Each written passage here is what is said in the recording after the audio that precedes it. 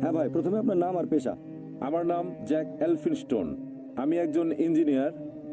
আপনি একটু আগে আপনার লেকচারে বললেন জীবনে অন্তত একবার আপনারা মক্কায় যাবেন, কারণ সেটাই আল্লাহর ইবাদতের সর্বপ্রথম জায়গা।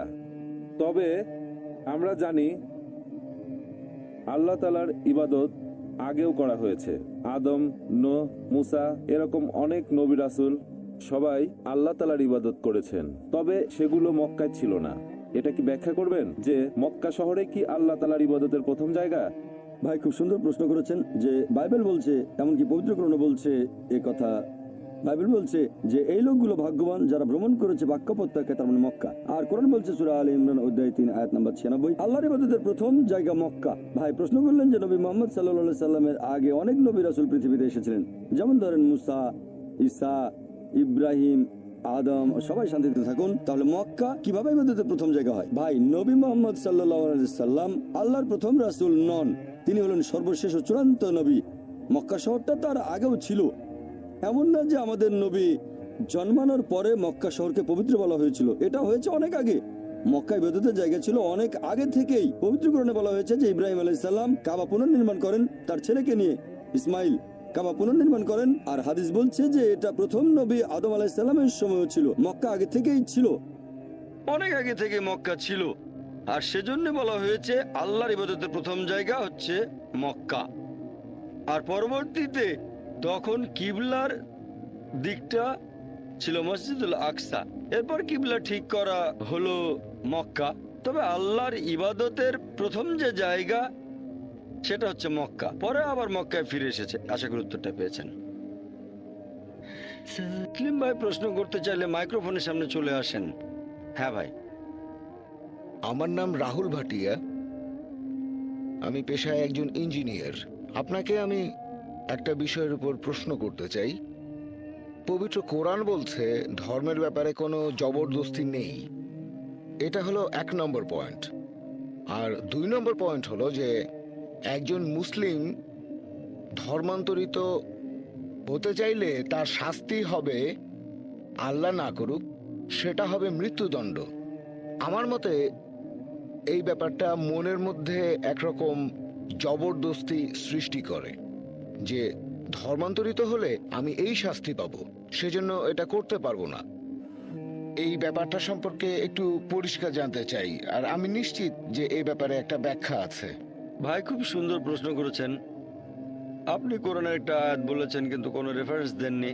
সূরা বাকারা অধ্যায় নম্বর 2 আয়াত নম্বর 256 বলা হয়েছে দিনের ব্যাপারে কোনো জবরদস্তি নেই। আর দিন বা ধর্মের একটা অংশ আপনি কারো উপর জোরাজুরি করতে পারবেন না তরবারি দিয়ে অথবা বন্দুকের নল ঠেকিয়ে। আপনার পরের প্রশ্নটা যে যদি কোনো মুসলিম ধর্মান্তরিত হতে চায়, এভাবে অমুসলিম হয়ে যায়, নিজের ধর্ম ত্যাগ করে, তাহলে তার শাস্তি হচ্ছে মৃত্যুদণ্ড। এটা কি এক ধরনের জবরদস্তি নয়? উত্তর দেওয়ার আগে আমি একটা কথা বলে নিচ্ছি যে প্রত্যেক দেশেরই একটা নিজস্ব আইন আছে, নিজস্ব নিয়ম কানুন। আর বেশিরভাগ দেশেই বিশ্বাসঘাতকতার ক্ষেত্রে সবচেয়ে বড় শাস্তি, যেমন ধরেন একজন লোক হয়তো চাকরি করে আর্মিতে, আর ধরেন সে তার দেশের বেশ কিছু গুরুত্বপূর্ণ তথ্য, বিভিন্ন গুরুত্বপূর্ণ স্থান, এরকম তথ্যাদি পাচার করলো শত্রুর কাছে, তাহলে সেটা বিশ্বাসঘাতকতা।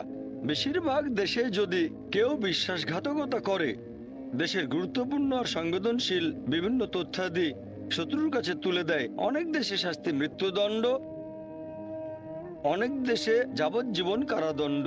এখন যদি আমি বলি যে এটা আবার কেমন আজব দেশ যেখানে আমি বাধ্য হচ্ছি এরকম কোনো কাজ না করতে, যেটা খারাপ সেটা খারাপ।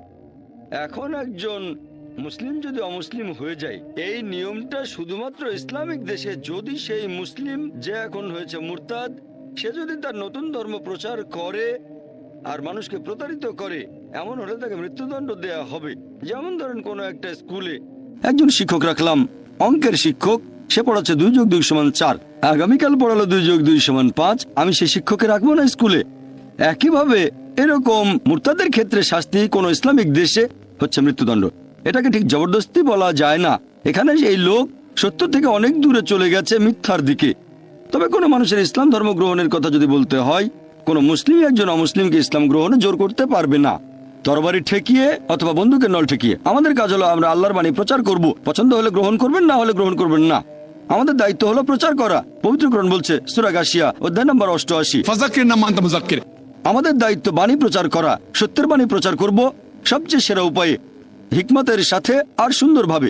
সবচেয়ে সেরা উপায়ে একজন অমুসলিম ইসলাম গ্রহণ করবে কিনা সেটা আমাদের নিয়ন্ত্রণে নেই।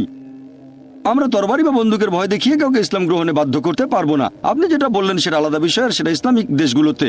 যেমন আমি আগেও বলেছি, ধরেন একজন লোক আর্মিতে চাকরি করে দেশের গোপন কিছু তথ্য পাচার করে দিল, এক্ষেত্রে শাস্তিটা হবে একই রকম। আশা করি উত্তরটা পেয়েছেন। হ্যাঁ, ঠিক আছে, বুঝতে পেরেছি।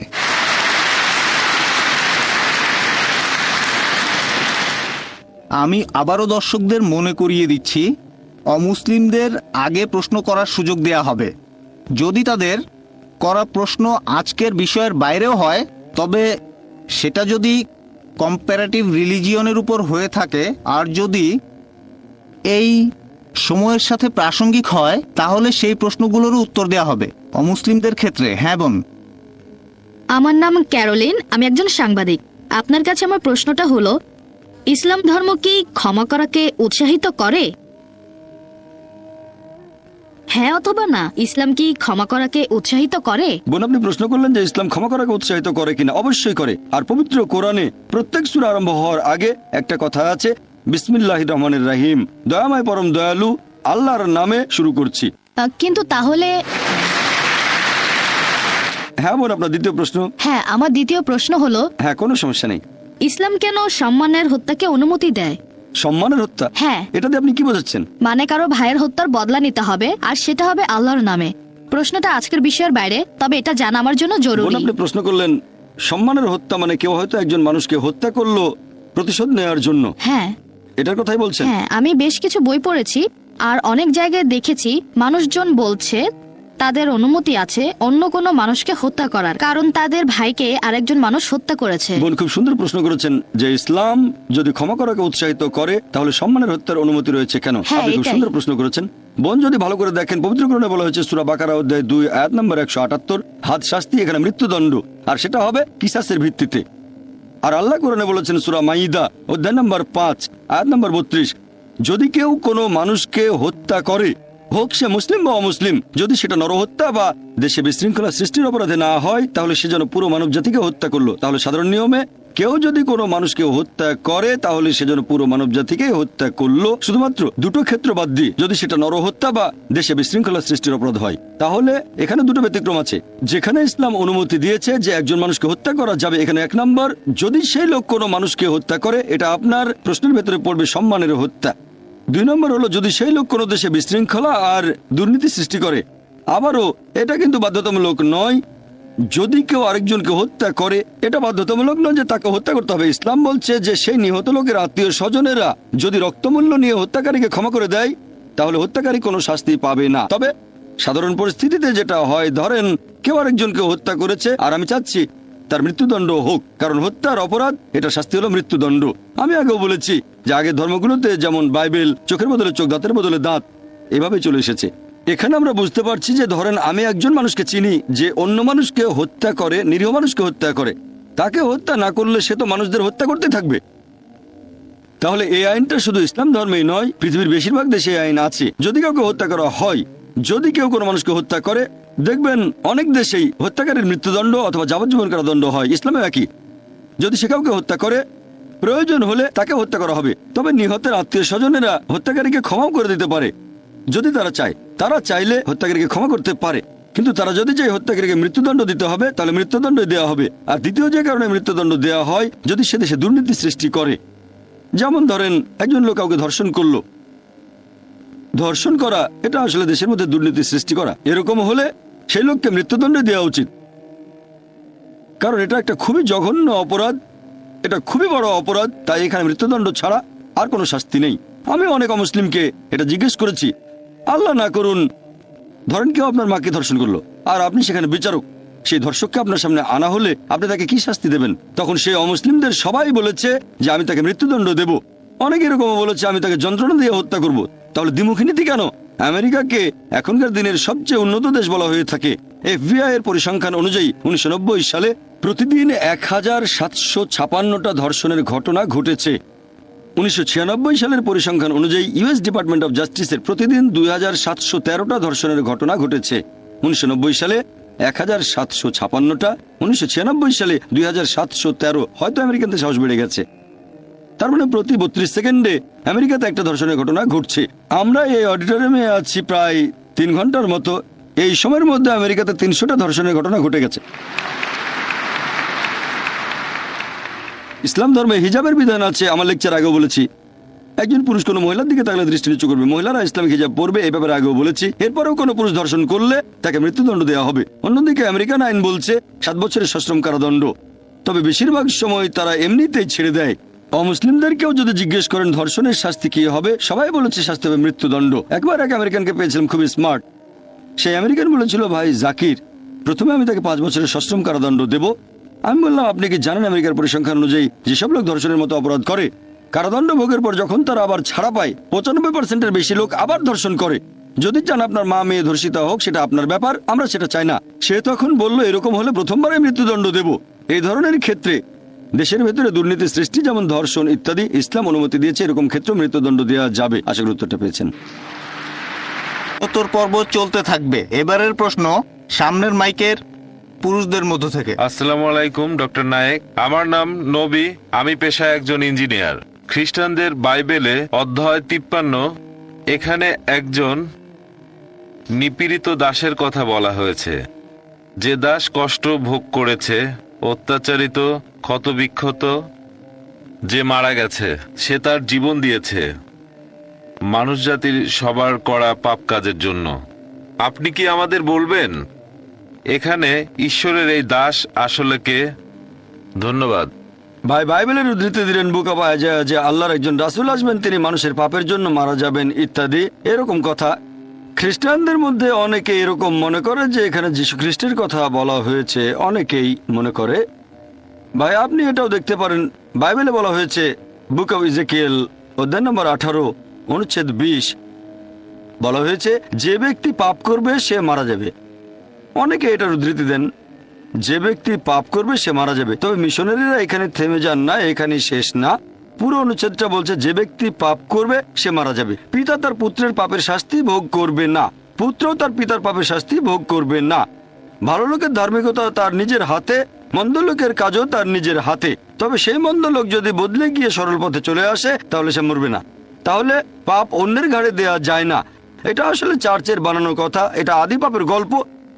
চার্চ এই আদি পাপ সম্পর্কে বলে যে আদম এবং হাওয়া তারা শান্তিতে থাকুন, তারা নিষিদ্ধ ফল খেয়েছিলেন, সে কারণে মানুষ পাপের ভেতরে জন্ম নেয়। এই কারণে নাকি আল্লাহ পাঠিয়েছেন তার প্রিয় পুত্রকে, জাতপুত্র যীশু খ্রিস্ট বা ঈসা আলাইহিস সালামকে। তারপর গসপেল অফ জন অধ্যায় 3 অনুচ্ছেদ 16, ঈশ্বর পৃথিবীকে এত ভালোবাসেন যে তিনি তার একমাত্র জাতপুত্রকে দিলেন, যে তাকে বিশ্বাস করবে সে বিনষ্ট হবে না, বরং অনন্ত জীবন পাবে। আমি সংক্ষেপে বলার চেষ্টা করছি, খ্রিস্টানরা এটাই বিশ্বাস করে। এবার আমি আদি পাপের বিষয়টা নিয়ে বলছি। এই আদি পাপের কথা বাইবেলের কোথাও খুঁজে পাবেন না আপনারা, এটা প্রচার করছে খ্রিস্টান চার্চ। বুক অফ ইজিকিয়েল অধ্যায় 18 অনুচ্ছেদ 20 বলছে, যে ব্যক্তি পাপ করবে সে মারা যাবে।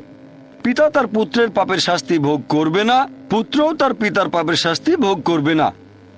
মন্দ লোকের মন্দ কাজ তার সাথে, ভালো লোকের ধার্মিকতা তার নিজের হাতে। তবে সেই মন্দ লোক যদি বদলে গিয়ে সরল পথে চলে আসে, সে তাহলে মরবে না। তাহলে এটার ভিত্তিতে ইজিকিয়েল অধ্যায় 18 অনুচ্ছেদ 20 এটা আদি পাপের যুক্তিকে খণ্ডন করে, যেটা প্রচার করে থাকে চার্চ।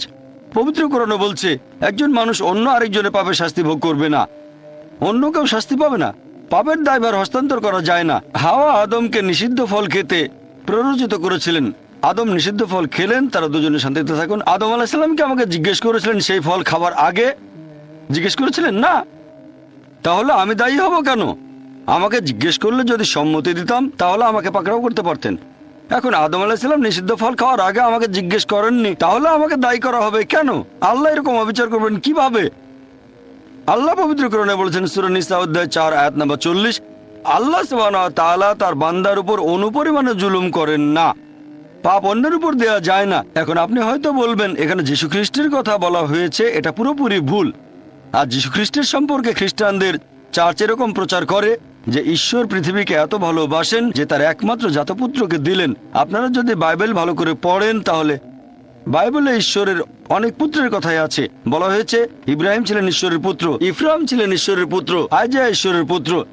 যেসব মানুষ ঈশ্বরের বাণী প্রচার করতে এসেছেন তারা হলেন ঈশ্বরের পুত্র।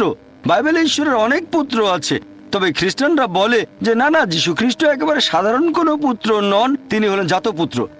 গসপেল অফ জন অধ্যায় 3 অনুচ্ছেদ 16, ঈশ্বর পৃথিবীকে এত ভালোবাসেন যে তিনি তার একমাত্র জাতপুত্রকে দিলেন, যে তাকে বিশ্বাস করবে সে বিনষ্ট হবে না বরং অনন্ত জীবন পাবে। যদি ভালো করে দেখেন যে এই শব্দটা জাতপুত্র, খ্রিস্টান ধর্মের বেশ কিছু বিশেষজ্ঞের মতে বাইবেলের রিভাইজড স্ট্যান্ডার্ড ভার্সন, যেটা রিভাইজ করেছেন খ্রিস্টান ধর্মের কয়েকজন উচ্চপদস্থ ধর্মীয় নেতা, সমর্থন করেছে খ্রিস্টানদের 50টা ছোট বড় দল। এই খ্রিস্টান বিশেষজ্ঞরা বলেন যে এই জাত শব্দটা পরে ঢুকানো হয়েছে, বিকৃত করা হয়েছে, বানিয়ে বলা হয়েছে, শব্দটা বাইবেল থেকে বাদ দেওয়া হয়েছে। বাইবেলের রিভাইজড স্ট্যান্ডার্ড ভার্সনে এই জাত শব্দটা সেখানে পাবেন না। তাই আমরা বিশ্বাস করি পুত্র বলতে যদি ন্যায়নিষ্ঠ বোঝানো হয় তাহলে যীশু খ্রিস্ট বা ঈসা আলাইহিস সালাম অবশ্যই ঈশ্বরের পুত্র ছিলেন। তিনি ছিলেন খুবই ন্যায়নিষ্ঠ, তবে তিনি আল্লাহর জাতপুত্র নন। একজনের পাপের ভার অন্য কেউ নেয়ার কথা বাইবেলে কোথাও নেই। এটা আসলে চার্চের বানানো কথা। সত্যি বলতে বাইবেল এটাকে খণ্ডন করে। এখন আপনি এখানে যা বলতে চাচ্ছেন যে আইজায়ার এই কথাগুলো যিশুর কথা বলছে, হ্যাঁ, নবী রাসূলগণ এসেছেন, তাদের বেশিরভাগই কষ্ট পেয়েছেন, হোক তিনি মুসা আলাইহিস সালাম অথবা ঈসা আলাইহিস সালাম অথবা সর্বশেষ ও চূড়ান্ত নবী মুহাম্মদ সাল্লাল্লাহু আলাইহি সাল্লাম। সকল নবী রাসূলই কষ্ট পেয়েছেন। নবীর একটা হাদিস আছে, মানুষের মধ্যে সবচেয়ে বেশি পরীক্ষা করা হয়েছে আল্লাহর নবী রাসূলগণকে। পরীক্ষা যত বেশি কঠিন, পুরস্কার তত বেশি বড়। আল্লাহর নবী রাসূলগণই কষ্ট করেছেন।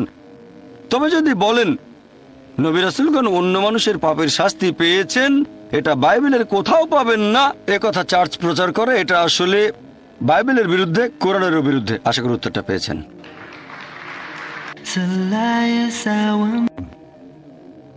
আমি এলিয়ানা, অমুসলিম, পেশায় একজন শিক্ষক। আপনাকে এই সুন্দর লেকচারের জন্য অনেক ধন্যবাদ। আমার একটা প্রশ্ন আছে।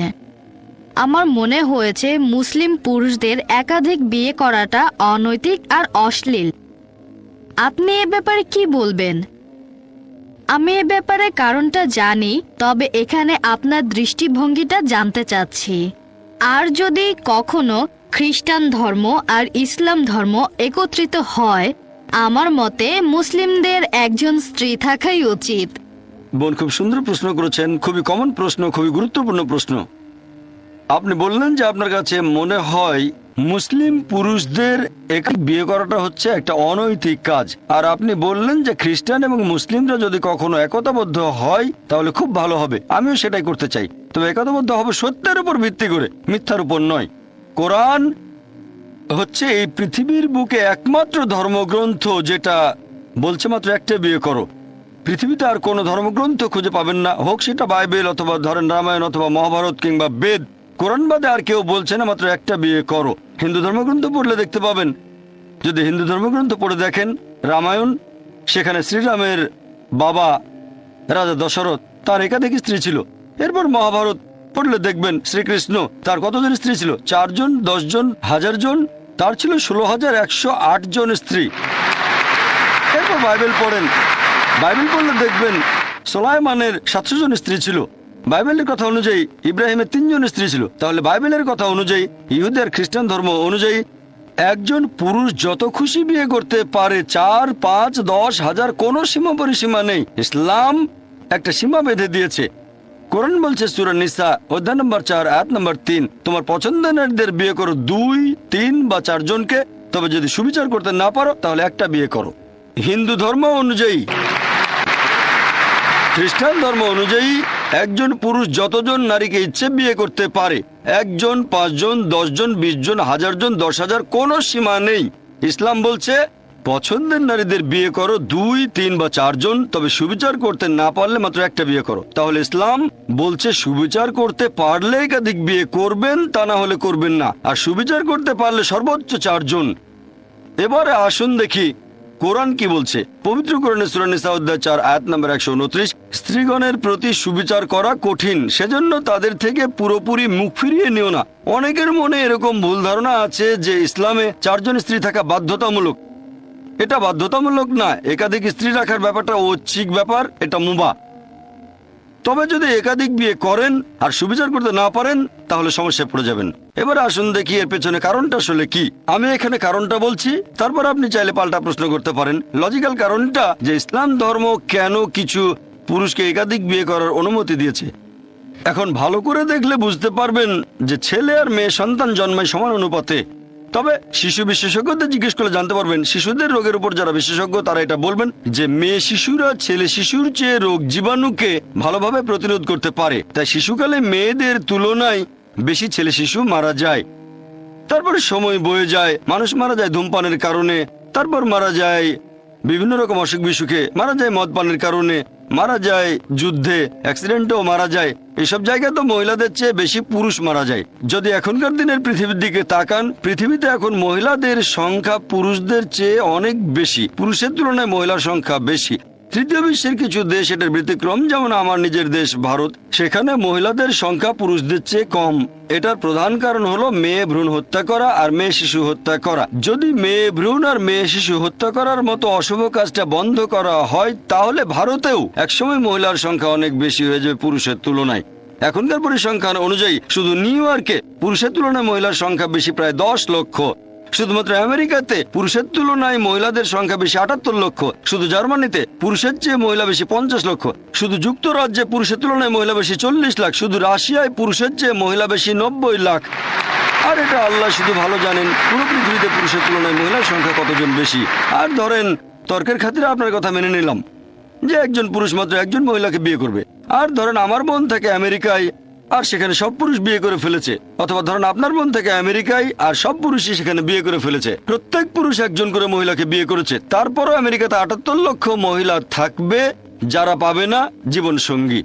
তখন এই 78 লক্ষ মহিলার সামনে যে পথটা খোলা থাকবে যে হয় তারা এমন কাউকে বিয়ে করবে যার একজন স্ত্রী আছে, নয়তো হবে জনগণের সম্পত্তি।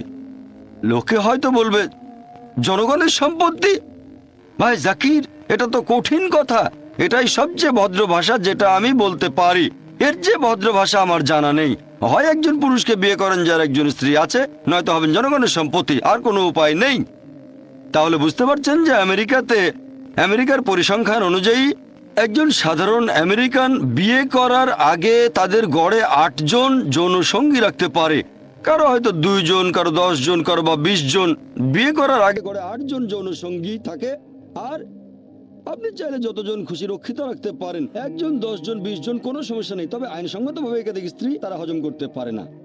যে কোনো ভদ্রমহিলাকে জিজ্ঞেস করেন, যদি কেউ একজন পুরুষের আইনসম্মত দ্বিতীয় স্ত্রী হয়, সে নিরাপত্তা পাবে, সম্মান পাবে, তার অধিকারগুলো পাবে। আর রক্ষিত হলে সেখানে কোনো সম্মান নেই, কোনো অধিকার নেই, তাকে নিচু করা হয়েছে। তাহলে ইসলাম মানবজাতির সমস্যাগুলোর সমাধান দেয়। বর্তমানে পৃথিবীতে পুরুষের চেয়ে মহিলার সংখ্যা অনেক বেশি। আমার মতে ইসলাম ধর্ম কিছু পুরুষকে একাধিক বিয়ে করার অনুমতি দিয়েছে যাতে করে মহিলারা ভদ্রভাবে থাকতে পারে। তা না হলে এটা সম্ভব নয়। আমি আপনার সঙ্গে একমত। আপনার কথাটা আমি মানিবন যে একজন মহিলা তার স্বামীকে শেয়ার করতে চাইবে না।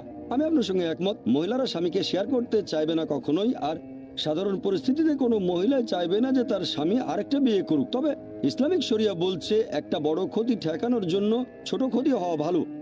একজন ভালো মুসলিম মহিলা যে পৃথিবীর অবস্থা জানেন, সে এই ছোট ক্ষতি মেনে নিতে আপত্তি করবে না। মানে স্বামীকে শেয়ার করা যাতে বড় ক্ষতি ঠেকানো যায়, অর্থাৎ আরেকজন বোনকে যেন জনগণের সম্পত্তি না হতে হয়। হ্যাঁ বোন, আর কিছু বলবেন? আমি এটাকে অনৈতিক বলছি, কারণ যে মহিলার একাধিক পুরুষ সঙ্গী থাকে সে একজন খারাপ মহিলা, কিন্তু একজন পুরুষের একাধিক স্ত্রী থাকলে সেখানে কোনো সমস্যা নেই, তাই না? এই প্রশ্নটা খুব সুন্দর বোন। আপনি প্রশ্ন করলেন যে কোনো পুরুষের একাধিক স্ত্রী থাকলে সে কি ভালো মানুষ? না, একজন পুরুষের একাধিক স্ত্রী থাকলে কোনো সমস্যা নেই। তবে একাধিক স্ত্রী থাকলেও সে খারাপ হতে পারে। যেমন ধরেন আমেরিকায় কারো রক্ষিতা আছে, হয়তো 4 জন, 5 জন, অথবা 10 জন। এমনকি ভারতেও সে একজন ভালো লোক না। তবে সে যদি হয় আইনসম্মত স্ত্রী, যদি সে বিয়ে করে, বিয়ের সময় তাকে প্রাপ্য অধিকারগুলো দেওয়া হবে, মোহর দেওয়া হবে, একই সময় সুবিচার করা হবে, তাহলে সে ভালো মানুষ। তবে আপনার পাল্টা প্রশ্ন যে মহিলারা কেন একাধিক পুরুষকে বিয়ে করতে পারে না, ঠিক এটাই তো আপনার প্রশ্ন, যে মহিলারা কেন একাধিক বিয়ে করতে পারে না, এই তো? আসলে আমি বলতে চাচ্ছি, যদি মহিলাদের সংখ্যা কমে যায় আর আর পুরুষের সংখ্যা বেড়ে যায়, তাহলে একজন মহিলার 2-3 জন স্বামী থাকতে পারে? খুব সুন্দর প্রশ্ন করেছেন যে যদি এরকম হয় তবে আল্লাহ সুবহানাহু ওয়া তাআলা আমাদের সৃষ্টিকর্তা, তিনি অনেক ভালো জানেন আমাদের চেয়ে, তিনি আমাদের স্রষ্টা। এখানে কারণটা হচ্ছে আল্লাহ মহিলাদের শক্ত করে বানিয়েছেন। মহিলারা মেডিকেলি পুরুষের চেয়ে অনেক বেশি শক্ত। এটা কি জানেন? আমি একজন মেডিকেল ডাক্তার। মেডিকেলি মহিলারা পুরুষের চেয়ে অনেক বেশি দিন বাঁচে। আমরা ভাবি পুরুষের শক্তি বেশি, শরীরের জোরটা একটু বেশি, তবে মেডিকেলি মহিলাদের শক্তি বেশি। মহিলারা অনেক দিন বেশি বাঁচে। মহিলাদের গড়ায়ু পুরুষের আয়ুর চেয়ে কয়েক বছর বেশি। শিশুকালেও মেয়েরা তুলনায় কম মারা যায়। এবার আপনার প্রশ্নটা নিয়ে বলি যে ইসলাম পুরুষদের অনুমতি দিয়েছে তারা একাধিক বিয়ে করতে পারে, কিন্তু এখানে মহিলাদের একাধিক বিয়ের অনুমতি দেওয়া হয়নি কেন? কারণটা হচ্ছে একজন পুরুষের যদি একাধিক স্ত্রী থাকে, যদি সন্তান জন্ম নেয়, আপনি সহজেই বুঝতে পারবেন সেই সন্তানের বাবাকে আর মাকে। তবে একজন মহিলার যদি একাধিক স্বামী থাকে, যদি সন্তান জন্ম নেয়, তাহলে মাকে খুঁজে পাবেন, বাবাকে বের করতে পারবেন না।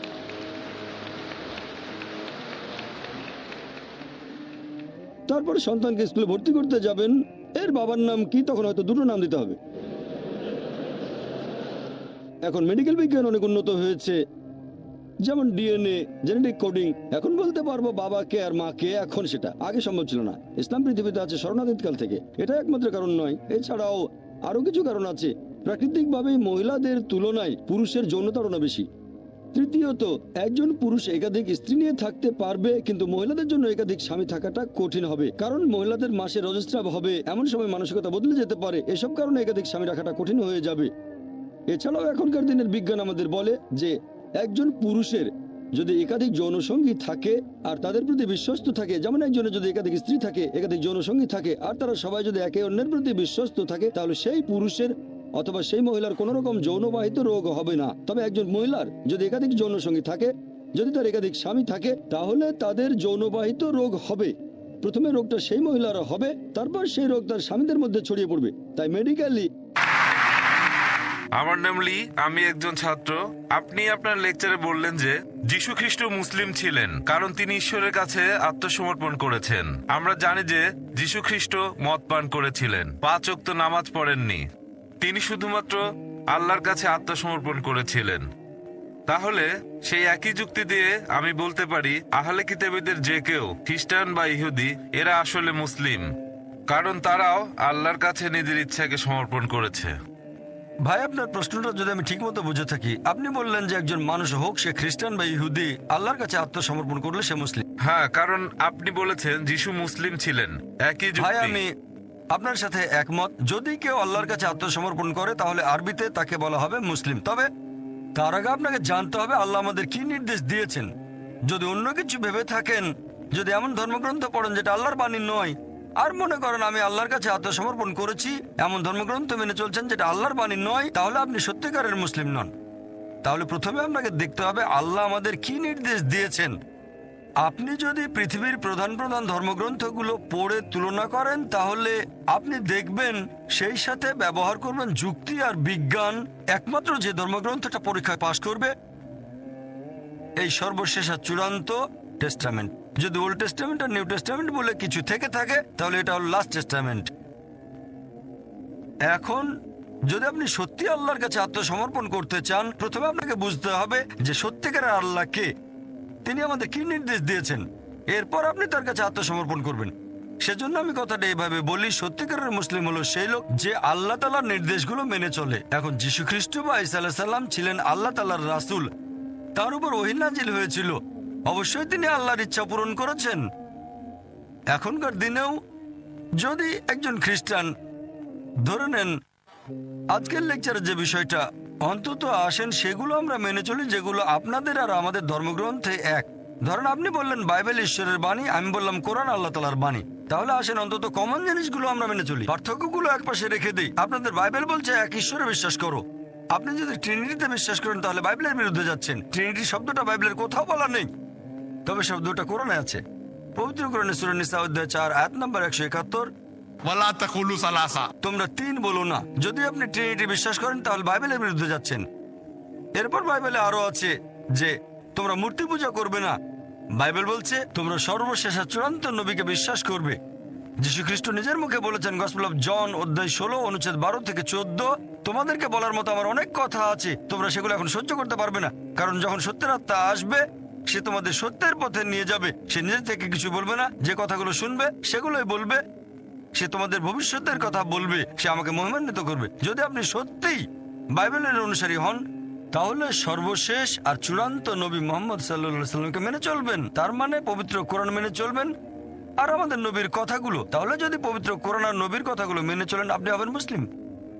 আমি আমার লেকচারে বলেছি, আসুন আমরা সেগুলো মেনে চলি যেটা কমন। পার্থক্যগুলো এ ব্যাপারে আমি আগেও বলেছি, আমি বাইবেলের কয়েকশো পরস্পর বিরোধী কথা নিয়ে লেকচার দিতে পারি, তবে সেটা করতে চাই না। একবার একজন একটা বই লিখেছিলেন আমেরিকাতে, ডক্টর উইলিয়াম ক্যাম্বেল, যে পবিত্র কোরআনে 30টা বৈজ্ঞানিক ভুল আছে। আমি শিকাগোতে গিয়ে তার সাথে বিতর্ক করলাম, তার সবগুলো অভিযোগ খণ্ডন করলাম। তারপর আমি বাইবেল থেকে 38টা বৈজ্ঞানিক ভুলের কথা বললাম, তিনি একটার উত্তর দিতে পারেননি। আমি এই ভুলগুলো আল্লাহ সুবহানাহু ওয়া তাআলার উপর চাপাতে পারি না। প্রথমে আমাদের দেখতে হবে কোন গ্রন্থটা আসলে আল্লাহর বাণী, তারপর সেটা মেনে চলবো। যদি আমি তর্কের খাতিরে এটা মেনেও নেই বাইবেল হচ্ছে আল্লাহর বাণী, সেক্ষেত্রেও আপনি মেনে চলবেন সর্বশেষ আর চূড়ান্ত নবী মুহাম্মদ সাল্লাল্লাহু আলাইহি সাল্লামকে। আসেন দুটো ধর্মগ্রন্থ যেগুলো কমন সেটা মেনে চলি, আর আজকে থেকে শুরু করে এইগুলো মেনে চলা, কমন জিনিসগুলো মানবো। আশা করি উত্তরটা পেয়েছেন।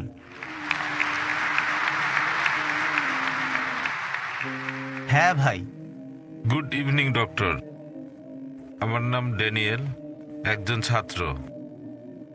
পবিত্র কোরআনের 7 নম্বর সূরার 54 নম্বর আয়াতে বলা হয়েছে যে আল্লাহ আকাশমণ্ডলী আর পৃথিবী সৃষ্টি করেছেন 6 দিনে।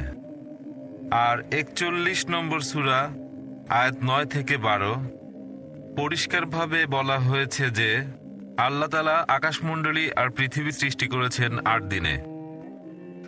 আপনি এ ব্যাপারে কি বলবেন? ভাই যে প্রশ্নটা করলেন, এটা করে থাকেন খ্রিস্টান মিশনারিরা পবিত্র কোরআনের বিরুদ্ধে। আর কোরআনের অনেক জায়গায় বলা হয়েছে যে আল্লাহ আকাশমণ্ডলী আর পৃথিবী সৃষ্টি করেছেন 6 দিনে। আপনি যেটার কথা বলছেন অধ্যায় নম্বর 41 আয়াত 9 থেকে 12, আপনি বলছেন কোরআন নাকি বলছে আকাশ আর পৃথিবী সৃষ্টি হয়েছে 8 দিনে। এই 8 শব্দটা কোরআনে কোথাও বলা হয়নি। কি বলা হয়েছে সেটাই বলছি। পবিত্র কোরআন বলছে যে আল্লাহ সুবহানাহু ওয়া তাআলা আকাশমণ্ডলী আর পৃথিবী সৃষ্টি করেছেন।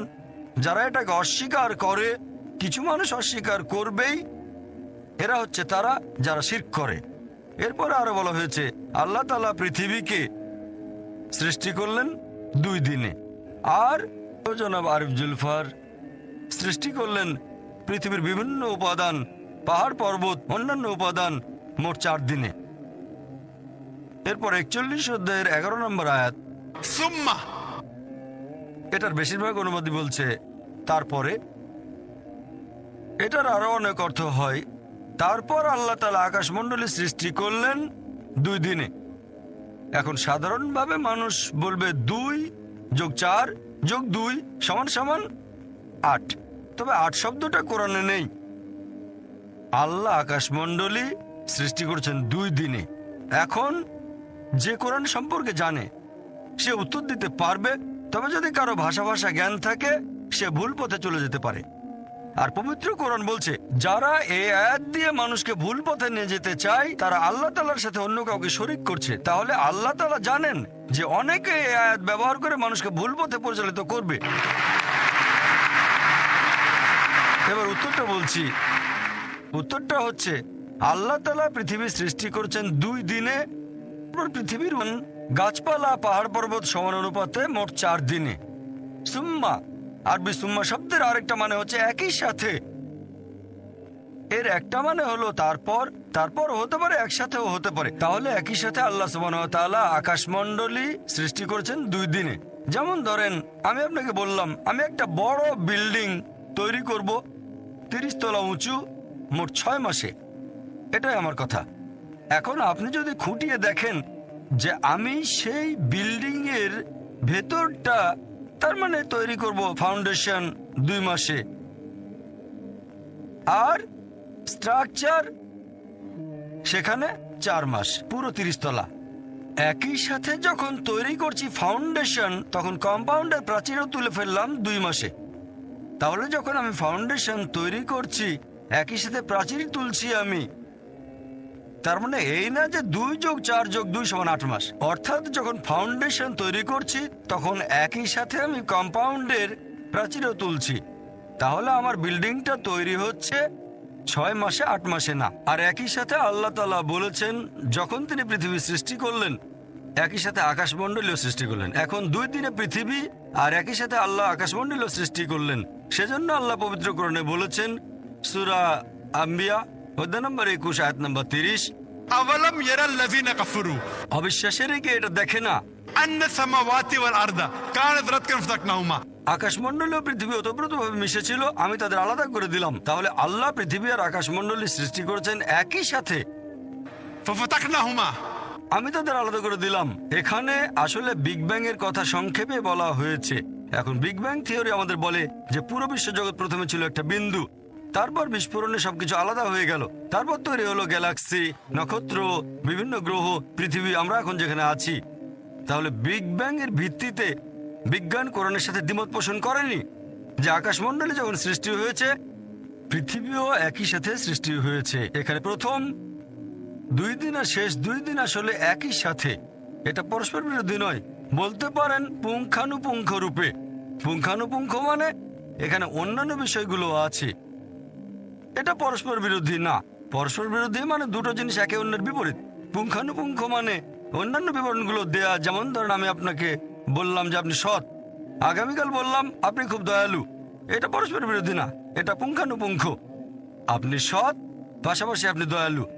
তবে পরে যদি বলি আপনি অসৎ, সেটা পরস্পর বিরোধী হবে। এই আয়াতে পবিত্র কোরআনে বিস্তারিত বলা হয়েছে এই 6 দিনে কিভাবে সৃষ্টি হয়েছে। প্রথম 2 দিনে পৃথিবী, একই সাথে আকাশমণ্ডলী, আর তারপর 4 দিনে পৃথিবী উপরের উপাদানগুলো যেমন পাহাড় পর্বত গাছপালা সব সমান অনুপাতে। আশা করি উত্তরটা পেয়েছেন। আমার নাম মহেশ, বোম্বে থেকে এসেছি। আমি গত 6 বছর ধরে দুবাই আর অন্যান্য দেশে আপনার লেকচার শুনতে গিয়েছি। আজকেও আপনি খুব সুন্দরভাবে বিভিন্ন বিষয় নিয়ে কথা বললেন। আমি খালিস টাইমসে ইসলামিক ফোকাস নিয়মিতভাবে পড়ি, আর আমি পবিত্র কোরআন পড়েছি যখন সৌদি আরবে ছিলাম। আপনি কি একটু ব্যাখ্যা করে বলবেন যে তাকওয়া জিনিসটা আসলে কি, আর কোরআনের সূরা আল ফাতিহা?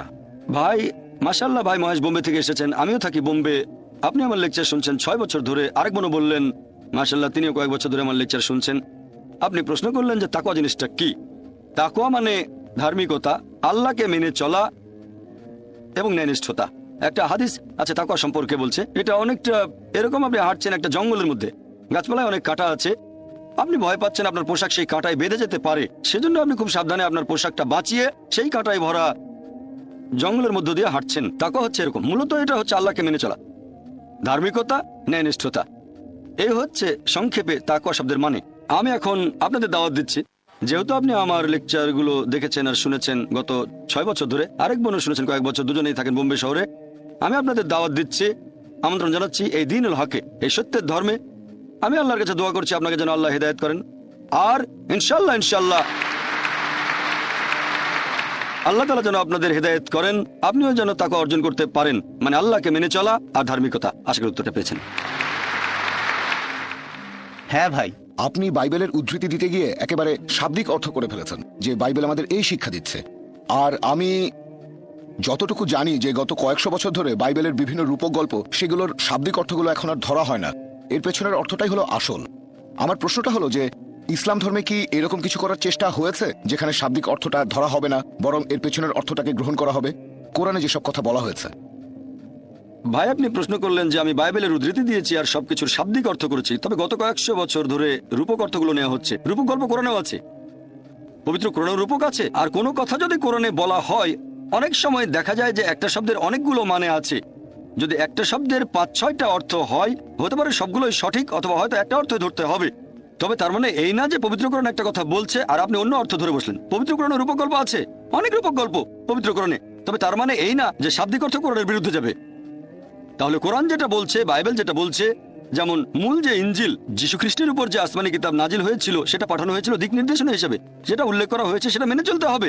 হ্যাঁ, অনেক সময় হতে পারে যে অন্য আরো কিছু অর্থ হয় আর সেগুলো সঠিক।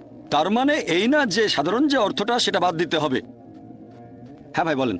আমি উদাহরণ দিচ্ছি, যেমন আপনি লেভিটিকাসের উদ্ধৃতি দিয়েছেন আমাদের পোশাকের ব্যাপারে, যেটা আছে খ্রিস্টান ধর্মে। তবে পরবর্তীতে যীশু খ্রিস্ট বলেছেন শুধু শালীনতা বজায় রাখতে, আমরা শালীন হয়ে চলবো। এখনকার দিনে খ্রিস্টানরা শাব্দিক অর্থটা নাও নিতে পারে, পুরো শরীর ঢাকছে না, অথবা তারা ঢিলাঢালা পোশাক পরছে না। আমরা আধুনিক সমাজে বাস করি, এখানে শালীনতার অর্থ অন্যরকম হতে পারে, এইরকম আর কি। খুব সুন্দর। আমি আসলেই আপনার প্রশ্নটা পছন্দ করেছি। আপনারা প্রশ্ন করলে আমি উত্তর দেওয়ার যথাসাধ্য চেষ্টা করব। ভাই একটা উদাহরণ দিলেন যে আমি লেভিটিকাস থেকে বলেছি, আসলে লেভিটিকাসের উদ্ধৃতি না, বলেছিলাম ডিউটেরোনমি অধ্যায় 22 অনুচ্ছেদ 5, যেখানে শালীনতা সম্পর্কে বলা হয়েছে 1 তিমথি অধ্যায় 2 অনুচ্ছেদ 9, তারপর 1 করিন্থিয়ান্স অধ্যায় 11 অনুচ্ছেদ 5 থেকে 7 শালীনতা। এখন আপনি আমাকে বলছেন বাইবেলে যীশুখ্রিস্ট যখন বলছেন শালীনতা বজায় রাখতে হবে, এখানে শাব্দিকভাবে হলেও তিনি পোশাকের কথা বলেননি, বলেছেন সমাজের শালীনতার কথা। এটা হচ্ছে আপনার ব্যাখ্যা বাইবেল সম্পর্কে। আসুন দেখি যীশুখ্রিস্ট নিজের মুখে কি বলেছেন। যীশুখ্রিস্ট তার নিজের মুখে বলেছেন গসপেল অফ ম্যাথিউ অধ্যায় নম্বর 5 অনুচ্ছেদ 17 থেকে 20, এটা ভেবো না যে আমি নবীগণের বিধি ব্যবস্থা ধ্বংস করতে এসেছি, আমি ধ্বংস করতে আসিনি বরং পূরণ করতে এসেছি। আকাশমণ্ডলে পৃথিবী লোপ না হওয়া পর্যন্ত এই বিধি ব্যবস্থার বিন্দু বিসর্গও লোপ হবে না, সবই পূরণ হবে। কেউ যদি এসব আদেশের মধ্যে সামান্য আদেশ অমান্য করে আর অন্যকে তা করতে শেখায়, তাহলে সে স্বর্গরাজ্যে তুচ্ছ বলে গণ্য হবে। আর যারা এই বিধি ব্যবস্থা পালন করে আর অন্যকে তা করতে শেখায়, তারা স্বর্গরাজ্যে মহান বলে গণ্য হবে। যদি তোমাদের ন্যায়নিষ্ঠতা শিক্ষক আর ফরিসীদের ন্যায়নিষ্ঠতা থেকে বেশি না হয়, তাহলে তোমরা স্বর্গরাজ্যে প্রবেশ করতে পারবে না। এখানে আমি কিং জেমস ভার্সনের অনুবাদটা পড়ে শোনালাম, মেমোরি থেকে বললাম। এটা কিং জেমস ভার্সনের বাংলা অনুবাদ, গসপেল অফ ম্যাথিউ অধ্যায় নাম্বার 5 অনুচ্ছেদ হচ্ছে 17 থেকে 20। তাহলে যীশুখ্রিস্ট বলেছেন যদি এই বিধি ব্যবস্থা সামান্য আইন অমান্য করেন, যেটা হচ্ছে ওল্ড টেস্টামেন্টে, আপনি তাহলে স্বর্গরাজ্যে ঢুকতে পারবেন না। এখন ওল্ড টেস্টামেন্টে বলা হয়েছে মহিলারা এমন কোনো পোশাক পরবে না যেটা পুরুষেরা পরে, আর পুরুষেরা এমন কোনো পোশাক পরবে না যেটা মহিলারা পরে থাকে। আর আপনি আমাকে বললেন যে ভাই জাকির, এটা আসলে শাব্দিক অর্থ। এখন সমাজ বদলে গেছে, আর যীশুখ্রিস্ট বলেছেন তিনি শান্তিতে থাকুন।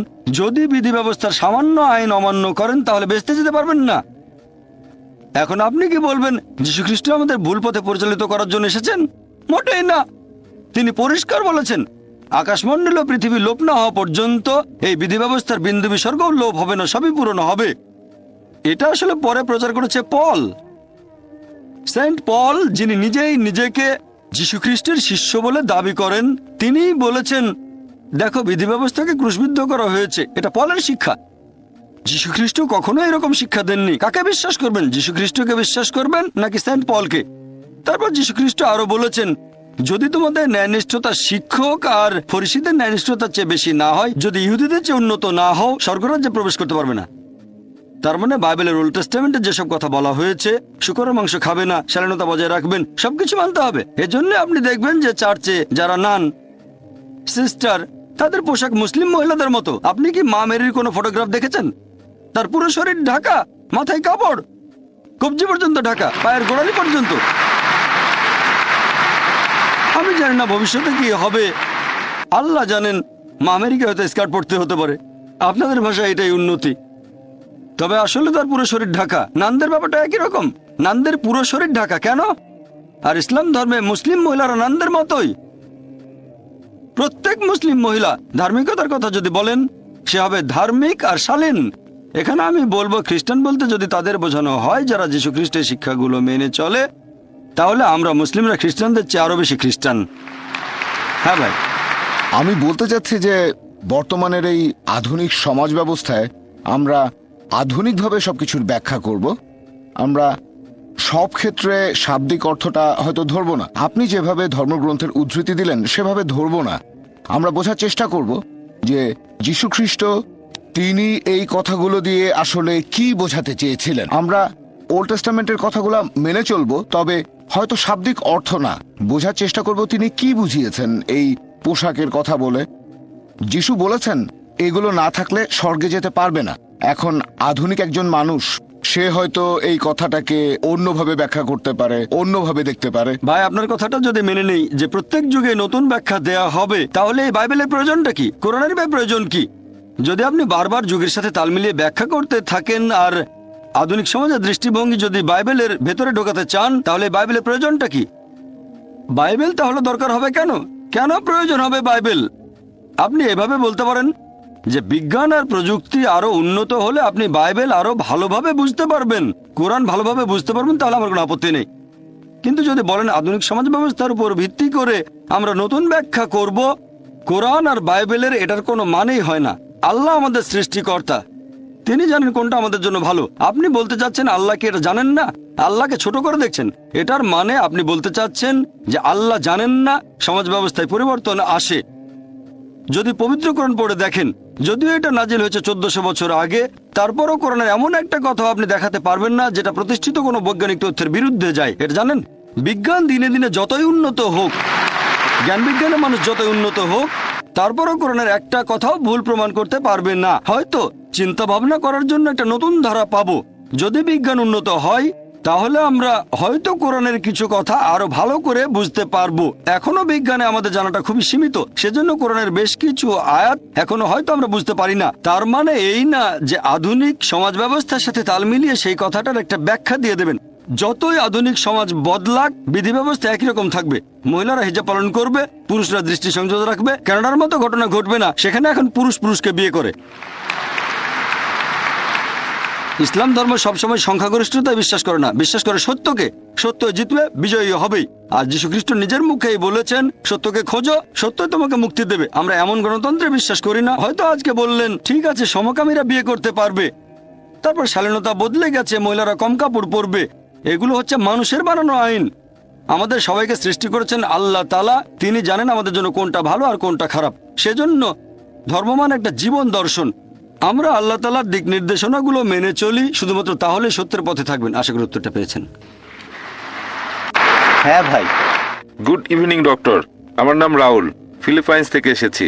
আমি একটি বিষয় নিয়ে একটু বিস্তারিত জানতে চাচ্ছিলাম যে ইসলাম ধর্মে নবী ইব্রাহিমের ছেলে ইসমাইল, তার গুরুত্ব কতখানি? ভাই, আপনি প্রশ্ন করলেন যে হযরত ইসমাইল আলাইহিস সালামের গুরুত্ব কতখানি ইসলাম ধর্মে। আমরা বিশ্বাস করি যে ইসমাইল আলাইহিস সালাম নবী ইব্রাহিমের ছেলে। এই কথাটা শুধু পবিত্র কোরআনে নয়, খ্রিস্টানদের বাইবেলও আছে। বাইবেল আর কোরআন দুটোতেই এরকম বলা হয়েছে যে ইব্রাহিম আলাইহিস সালাম তার ছিল দুজন স্ত্রী, সারা এবং হাজেরা। এই কথাটা বাইবেলে উল্লেখ করা হয়েছে, পবিত্র কোরআনেও আছে। এখন আইজাক, তিনি শান্তিতে থাকুন। ইসহাক, তার মা ছিলেন সারা, তিনি শান্তিতে থাকুন। আর ইসমাইল আলাইহিস সালামের মা ছিলেন হাজেরা, তিনিও শান্তিতে থাকুন। তাহলে তারা দুজনেই ছিলেন নবী, ইব্রাহিম আলাইহিস সালামের সন্তান। তারা দুজনেই ছিলেন আল্লাহ নবী। আমরা দুজনকেই ভালোবাসবো এবং শ্রদ্ধা করব। আশা করি উত্তরটা পেয়েছেন। হ্যাঁ ভাই। আসসালামু আলাইকুম। আমার প্রশ্নটা আগের এক মহিলার প্রশ্নের কথার প্রসঙ্গ ধরে, যিনি বলেছিলেন যে ধর্মের মধ্যে ভালো জিনিসগুলো দৃষ্টান্ত হিসেবে তুলে ধরতে হবে। এখন আমি বিশ্বাস করি যে ইসলাম হচ্ছে বড় একটা চেইনের ছোট একটা অংশ। এখানে প্রথমে আমাদেরকে দেখতে হবে ইহুদি ধর্ম, খ্রিস্টান ধর্ম, তারপর ইসলাম। একজন সত্যিকারের মুসলিম হতে গেলে আপনাকে প্রথমে বিশ্বাস করতে হবে ইহুদি আর খ্রিস্টান ধর্ম।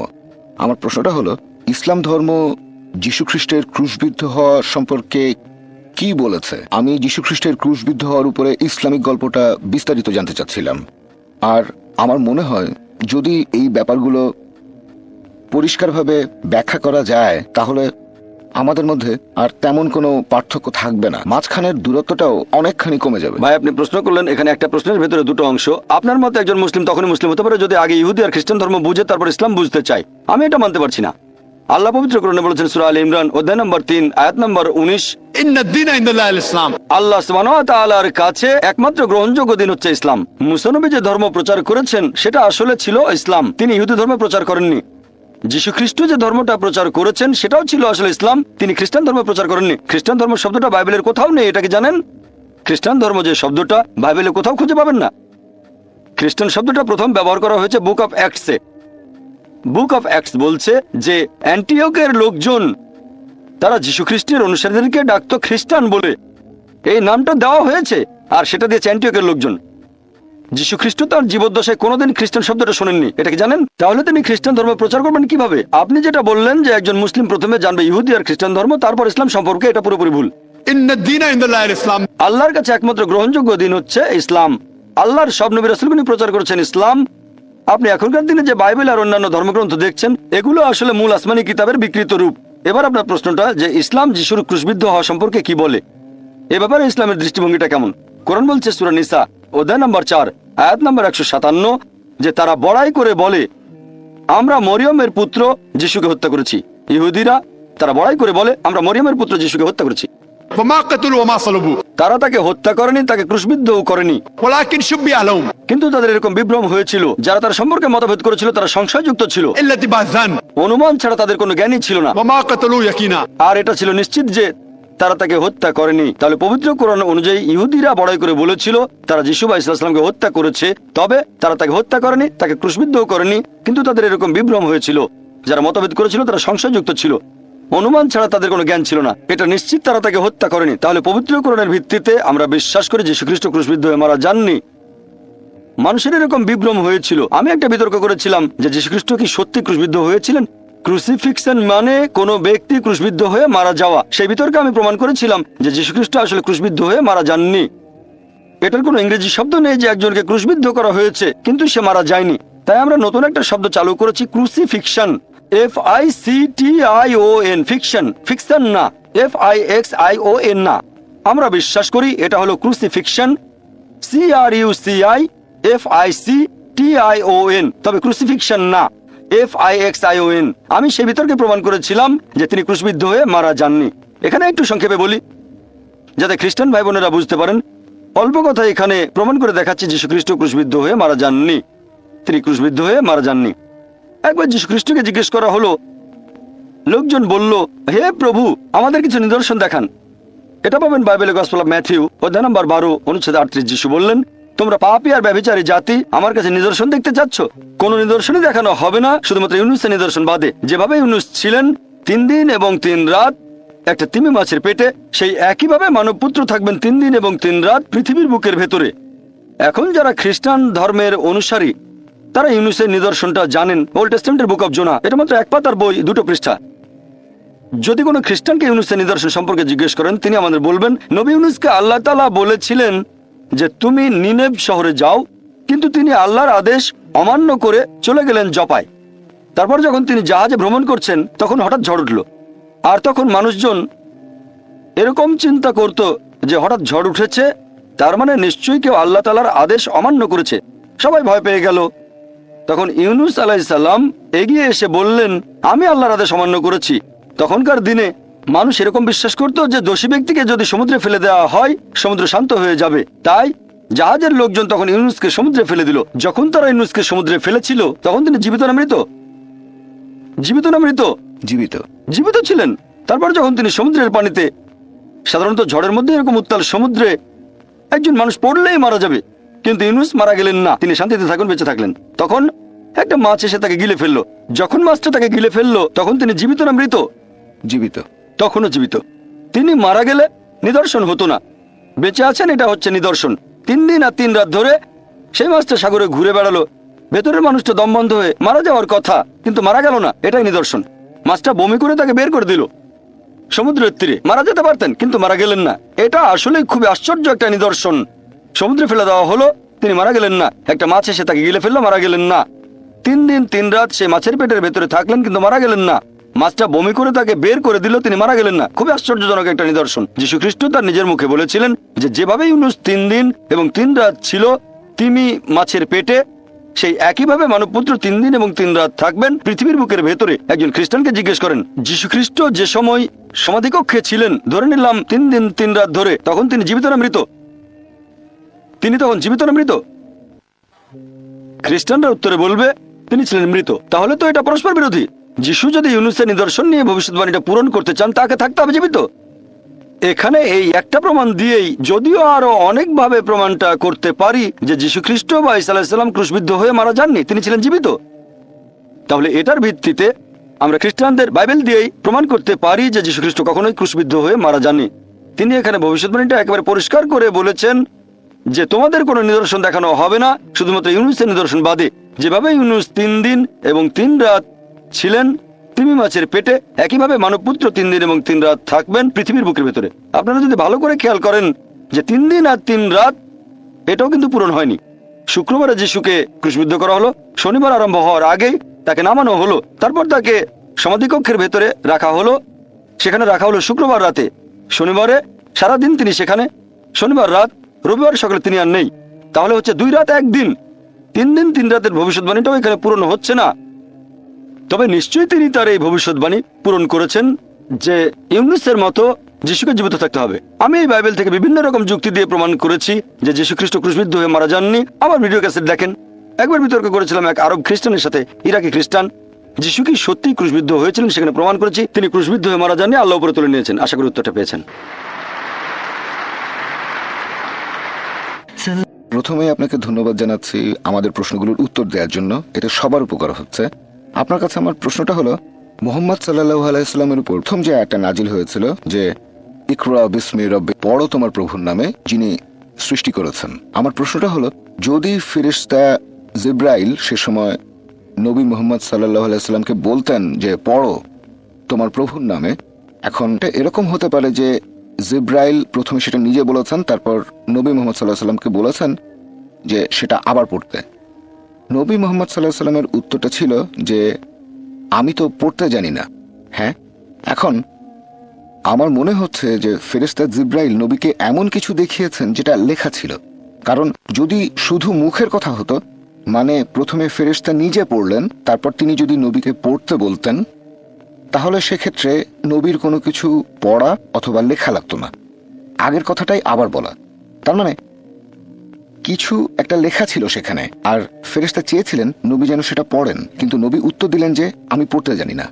ঠিক, আর আমরা জানি যে কোরআন লিখিত অবস্থায় ছিল না, পরবর্তীতে এই পবিত্র কোরআন বই আকারে প্রকাশিত হয়। তবে অবতীর্ণ হওয়া প্রথম আয়াতটা এরকম বলছে যে সেটা হয়তো কোথাও লেখা ছিল।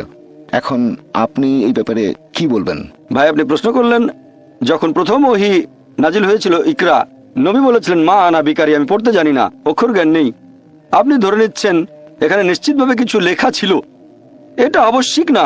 যেমন ধরেন এখানে একজন লোক আছে, তাকে আমি বললাম যে পড়ো, যদি তাকে কোনো কিছু নাও দেখাই সেই লোক বলবে কি করতে হবে দেন, অথবা আমি পড়তে জানি না। এটা আবশ্যিক না যে তাকে কিছু একটা দেখাতেই হবে।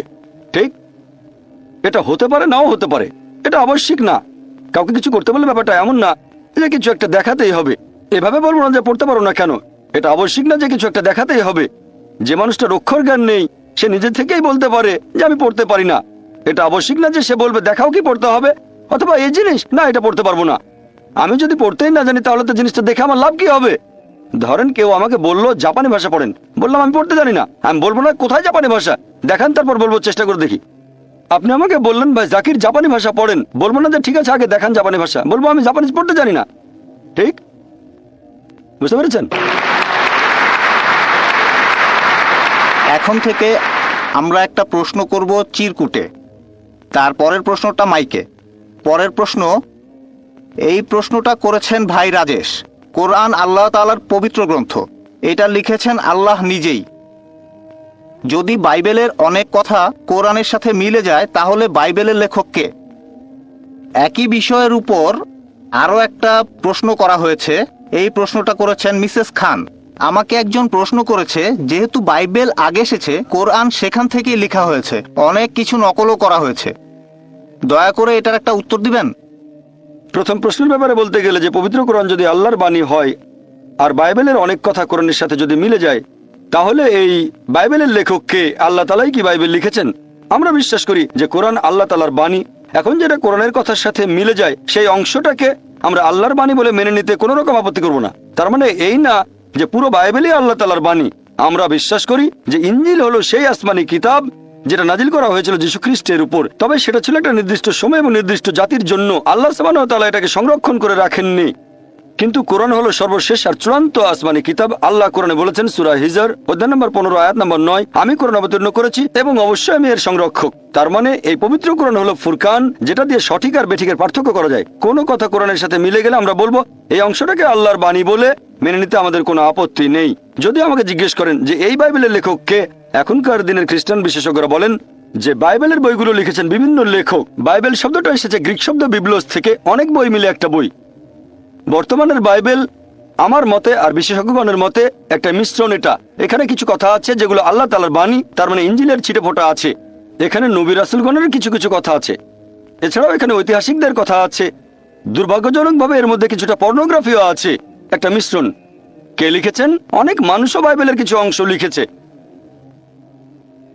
খ্রিস্টান বিশেষজ্ঞরা বলেছেন জন, ম্যাথিউ, আসলে গসপেল জনের মত অনুযায়ী, গসপেল ম্যাথিউর মত অনুযায়ী, গসপেল লুকের মত অনুযায়ী, আর কোরআন আমাদের বলছে সেই গসপেল যেটা যীশু খ্রিস্টের মত অনুযায়ী।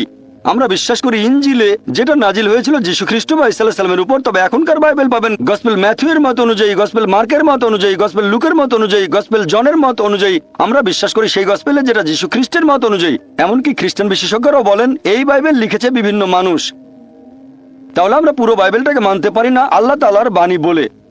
এবারে দ্বিতীয় প্রশ্নটা নিয়ে বলি। একজন প্রশ্ন করেছিলেন, তাকে একজন বলেছে পৃথিবীতে বাইবেল এসেছে প্রথমে আর কোরআনের কথা বাইবেল থেকে নকল করা হয়েছে। হ্যাঁ, এরকম একটা সম্ভাবনা থাকতেই পারে। আরেকটা সম্ভাবনা এরকম, যদি দুটোর মধ্যে সাদৃশ্য থাকে, হয়তো বই দুটোর উৎস একই, তাহলে বাইবেলের কিছু অংশের কথা কোরআনের কথাগুলোর সাথে মিলে যায়। এখন বাইবেলের যে অংশ পবিত্র কোরআনের সাথে মিলে যাচ্ছে সেগুলোর উৎস হয়তো একই, তার মানে আল্লাহ সুবহানাহু ওয়া তাআলা। কিন্তু যদি বলেন যে কোরআন নকল করা হয়েছে, তাহলে একই যুক্তিতে বলা যায় যে যীশু খ্রিস্ট ওল্ড টেস্টামেন্ট থেকে নকল করেছিলেন, তখন খ্রিস্টানরা বলবে না। আমরা বিশ্বাস করি যে আসমানি কিতাবগুলোর মূল কথা সবসময় একই ছিল, তার মানে হচ্ছে তৌহিদ, এক আল্লাহতে বিশ্বাস করা। আসলে মূল কথাটা একই, কিন্তু ভেবে দেখেন বাইবেলের মধ্যে প্রায় কয়েকশো বৈজ্ঞানিক ভুল আছে। আপনি যদি বলেন বাইবেল থেকে নকল করা হয়েছে, আর অনেকেই বলেন নাউজুবিল্লাহ যে নবী মুহাম্মদ সাল্লাল্লাহু আলাইহি ওয়াসাল্লাম কথাগুলো বাইবেল থেকে নকল করেছেন, তার মানে নবী মুহাম্মদ সাল্লাল্লাহু আলাইহি ওয়াসাল্লাম বাইবেলের যে কথাগুলো বৈজ্ঞানিক ভুল সেগুলো নেননি, তাহলে তো তিনি বড় বিজ্ঞানী। বাইবেল থেকে যদি নকল করেন, বাইবেল বলছে যে চাঁদের আলো তার নিজস্ব আলো, পবিত্র কোরআন বলছে চাঁদের আলো আসলে প্রতিফলিত আলো।